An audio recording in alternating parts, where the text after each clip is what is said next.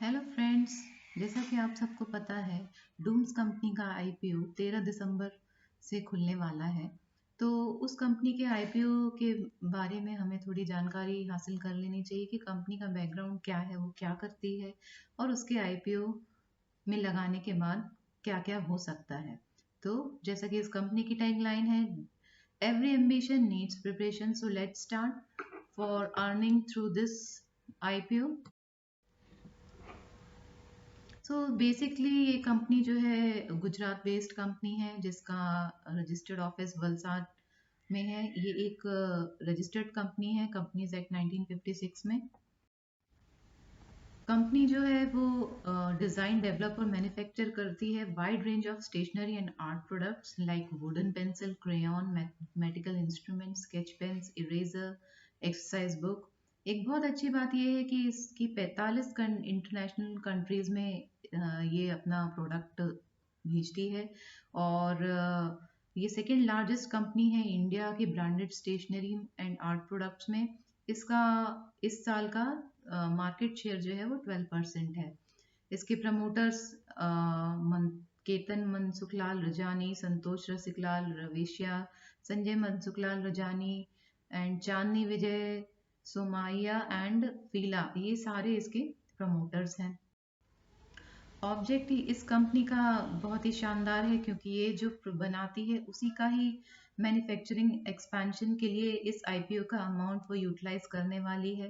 तो एक बहुत ही अच्छी बात है कि ये wide range of writing instrument, water colour pen, marker और हाइलाइटर्स के लिए ये कंपनी अपने आईपीओ का पैसा यूटिलाइज करेगी। शेयर होल्डिंग पैटर्न की बात देखी जाए तो फीला जो कंपनी है उसके 51% शेयर हैं, जबकि संजय मनसुखलाल रजानी और केतन मनसुखलाल रजानी के 8.63% ही हैं इस कंपनी में।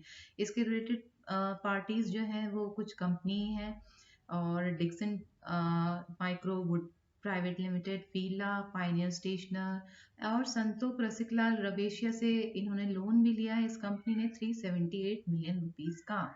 तो ये सारी छोटी छोटी जानकारियां ज़रूर हैं, लेकिन ये बहुत इम्पैक्ट करती हैं आईपीओ रिलेटेड इंफॉर्मेशन हासिल करने के लिए। तो ये सारी जानकारी हमें मालूम होनी चाहिए इस आईपीओ में पैसा लगाने के पहले। मेजर रिलेटेड पार्टी ट्रांजैक्शन भी मैंने यहाँ दे दिया है, टोटल 699 मिलियन रुपीस का इस साल रिलेटेड पार्टी ट्रांजैक्शन हुआ है। इस आपके लिए रेडी रेफरेंस के लिए मैंने टेबलाइज कर दिया है फ्रेंड्स।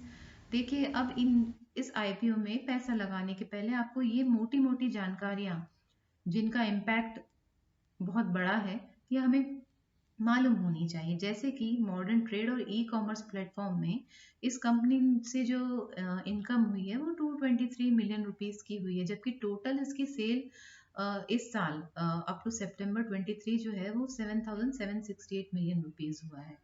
ठीक है।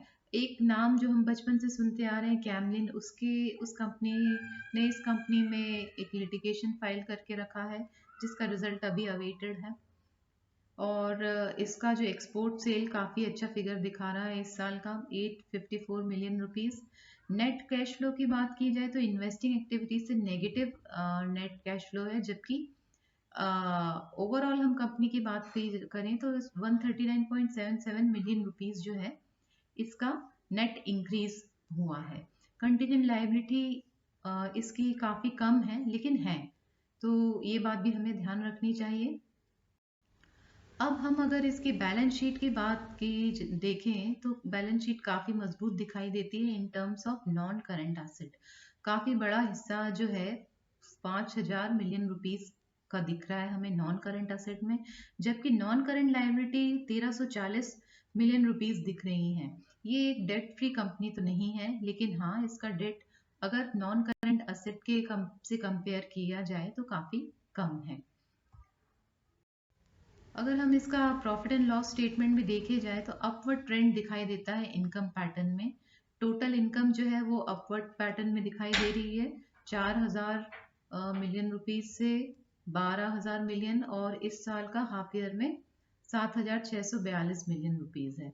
प्रॉफिट की बात की जाए तो पहले साल जो 2021 है उसमें लॉस दिखाई दे रहा है, जबकि इस साल हाफ ईयर का प्रॉफिट देखा जाए तो 739 मिलियन रुपीस दिख रहा है। पिछले साल का जो प्रॉफिट ओवरऑल था वो 1028 मिलियन रुपीस था। अर्निंग पर शेयर भी इसका मजबूत दिखाई दे रहा है, लगभग 13 रुपए का। आईपीओ डिटेल ये दे दिया है मैंने। कट ऑफ प्राइस 790 रुपए है और 13 दिसंबर से आईपीओ खुल रहा है। तो friends, thank you so much for listening and do invest in this company. It will give you at least 30% profit, right? So till then, take care. Bye bye.